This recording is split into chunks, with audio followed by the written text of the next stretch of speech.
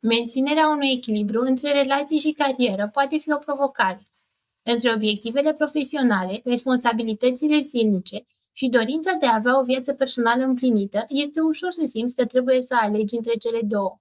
Dar adevărul este că nu trebuie să faci un sacrificiu. În primul rând, definește prioritățile. Nu există un echilibru perfect, dar există un echilibru care funcționează pentru tine. Gândește-te la ce contează cel mai mult în această perioadă a vieții tale. Poate ai un proiect important la muncă, dar vrei să petreci mai mult timp cu familia sau cu partenerul. Clarifică ce este esențial și ajustează timpul în funcție de aceste priorități. În al doilea rând, stabilește limite clare. Dacă îți lași munca să-ți ocupe tot timpul, relațiile tale vor avea de suferit. Dacă ești mereu disponibilă pentru ceilalți, s-ar putea să simți că nu avansezi în carieră. Învață să stabilești limite sănătoase, ore clare de muncă, momente dedicate exclusiv familiei sau partenerului și timp doar pentru tine.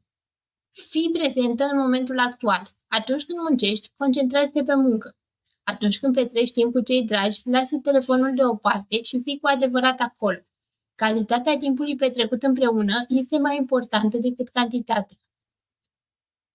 Discută cu partenerul tău sau cu cei dragi despre programul tău, despre momentele în care ai nevoie de spațiu pentru carieră și despre când poți fi complet disponibilă pentru relație.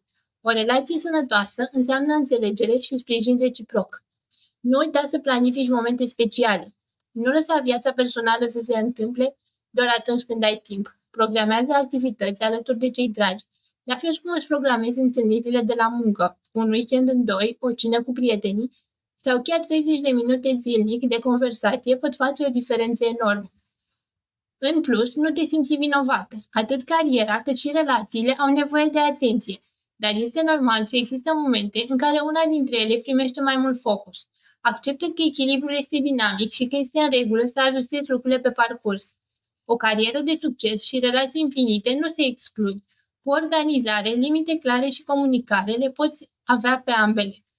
Și acum te întreb, ce ai putea face astăzi pentru a armoniza mai bine cariera și relațiile tale?